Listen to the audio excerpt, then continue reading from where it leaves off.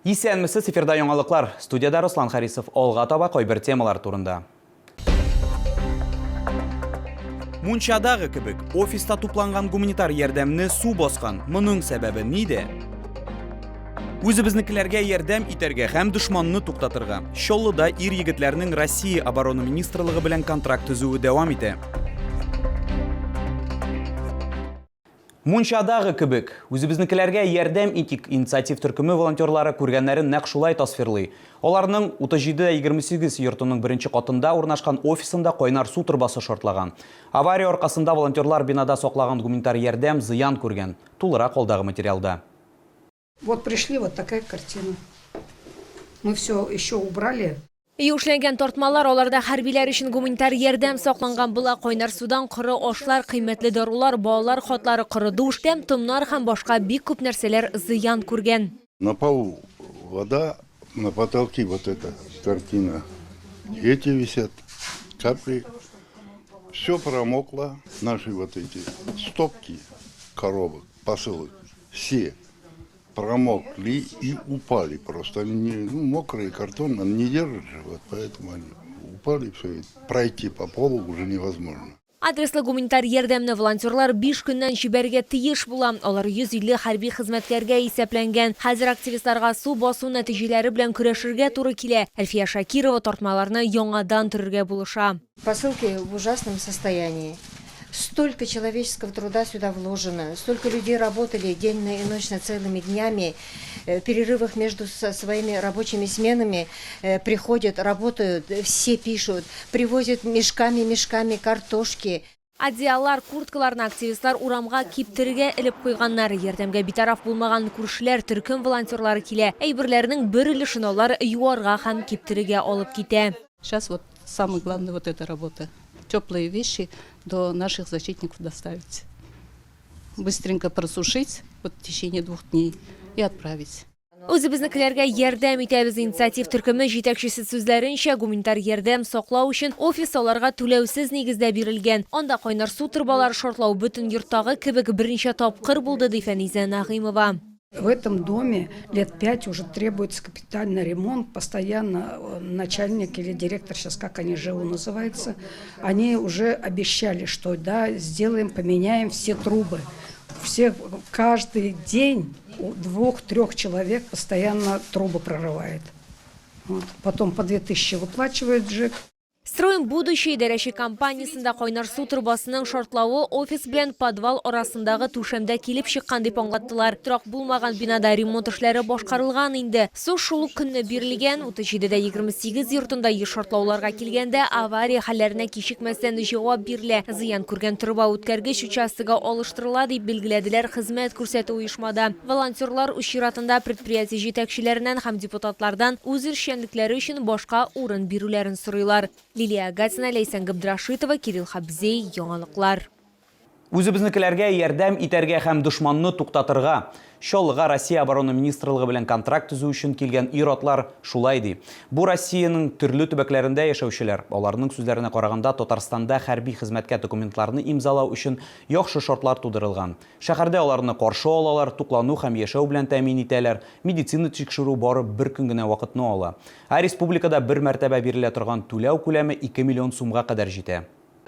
Дайлер тумышы белән Таҗикстаннан 2004 елда Ират Россиягә күчеп китә. Аның хатыны бар, ул 3 кичкенә бала атасы. Ир хәрби хезмәткә контрактка кул куярга булган, бу ил алдындагы бурыч ди ул. Беренче тапкыр алгысызлыкка Дайлер ирекле сыйфатында китә. Сугышчы сүзләренчә, ул Бахмут, Солидар, Артемовканың азат итүдә катнашкан. Некоторые нас обсуждают, ради деньги едет. Например, я сам водитель грузовой, сам зарабатываю нормальные деньги. Как можно сказать, которые сейчас дают эти деньги контрактники, эти деньги я здесь и зарабатываю.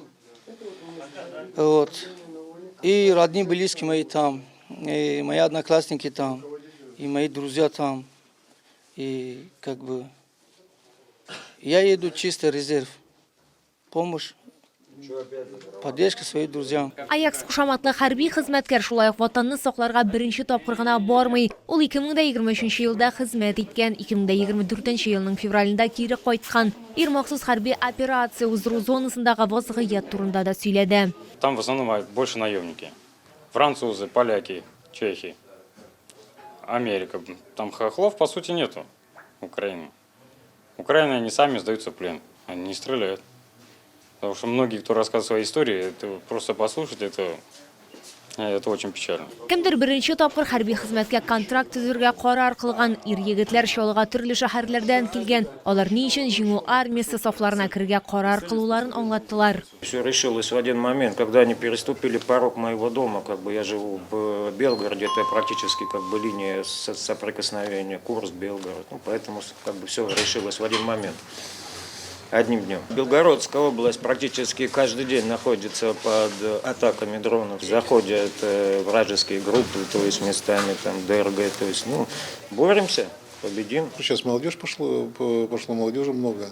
Если раньше, допустим, у нас шло 45-55, то уже есть и 30, и 25-летние парни молодые даже ходят, приехали из других регионов.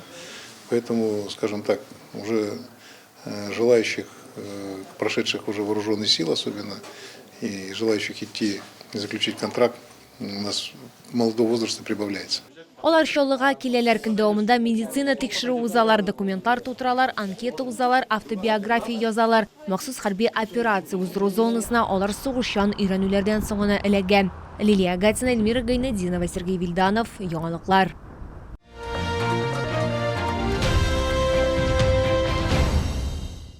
Ерак көнчыгыш гаҗәеп диңгез продуктлары һәм балыкларның уникаль төрләре хәзинәсе алар хәзер Яр Чаллыда Камчатка балыгы һәм уылдыгы күргәзмәсендә тәкъдим ителгән. Моннан тыш хәзер монда яңа туңдырылган продукция да сатып алырга мөмкин. Исегезгә төшерәбез, күргәзмә 16 ноябрьгә кадәр Green сәүдә үзәге адресы буенча 1-нче катта эшли. Керү автозавод проспекты ягыннан. Затлы Сулейман балыгы майлы балык һәм кызыл уылдык сезнең үсәлгә туп-туры Камчаткадан бирдә асызлы балык, шулай ук салкын һәм кайнары сул белән ысланганнары да бар. Моннан тыш киштәләрдә яңа продукция белән дә тулыланды. Креветкалар, стейклар, мидийләр һәм башка продукцияләр. В этот раз решили вас удивить, привезли вам свежемороженую рыбу. Это вот королевский лосось, она очень нежная, богата витаминами, микроэлементами, шикарная рыбка. Шулай ук Чаллы халкы һәм шәһәр кунаклары үзләрен кызыл уылдык белән дә сыйлый ала. Ул эре бөртекле ассызлы витаминнарга һәм микроэлементларга бай. Шикарная икра, она богата витаминами, микроэлементами. Буквально 1-2 бутербродика, энергии хватит на целый день. Күп кенә чаллылар Камчатканың затлы ризыкларını лайыклы бәяләргә өлгерде. Барсы да темле, барсын да алдык, барсын да попробовали. Теге юлы 2 мәртәбә алдык. Бу юлы менә килдек, рекламаны күрдек тә килдек. Рәхмәт яусын, тәмне. Во-первых, икра очень вкусная, и полезная она, поэтому берем сейчас простудный сезон, поэтому это очень хорошо для иммунки, для укрепления организма и белорыбица. Королевский лосось, мы брали его, вот горячего копчения брали, сейчас холодный взяли. Я это тут не первый раз покупаю уже, так нравится. Динке затлы ризыклары теләсә кайсы өстәлнең лайыклы бизәге булачак. Камчатка балыгы һәм кызыл уылдыкны 16 ноябрьгә кадәр Green сәүдә үзәгенең 1-нче катында сатып алырга мөмкин. Керү автозавод проспекты ягыннан. Календарьда ноябрь, димәк кыш инде якын. Стилле һәм шул ук вакытта уңайлы аяк киеме сатып алу өчен менә дигән мөмкинлек.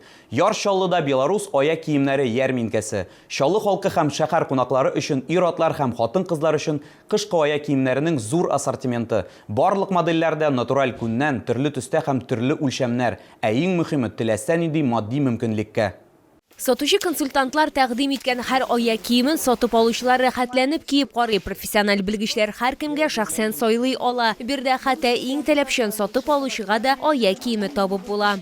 На нашей выставке большое поступление зимней коллекции. Ботинки и сапоги на проблемную ногу утеплены натуральной овечьей шерстью, что согреет ваши ноги при самых низких температурах. На всех моделях стоит элемент регулировки толщины голени, чтобы вы могли регулировать ее по своей ноге. Подошва из полиуретана на литиевой основе, которая не скользит и не дубеет на морозе, всегда остается мягкой и гибкой.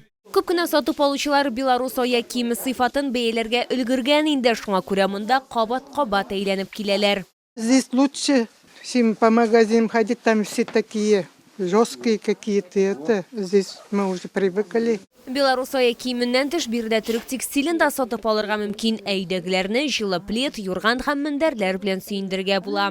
Представляем вашему вниманию подушку с микрогелевым наполнителем, который быстро восстанавливает свой объем после сна и обладает высокой воздухопроницаемостью. Это позволяет коже дышать и предотвращает накопление влаги. Материал подушки 100% хлопок, который не накапливает запахи и легко стирается. Подушка имеет среднюю степень поддержки, что позволяет ей адаптироваться под форму головы и шеи, обеспечивая оптимальную поддержку и комфорт во время сна.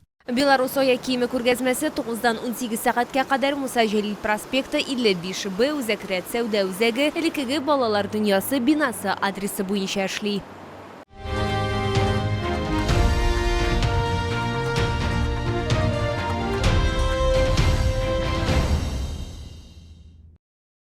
Бу сезгә җиткерәсе соңгы мәгълүматыбыз иде. Мин Руслан Харисов сезнең белән сау булашам. Исән-имин булыгыз.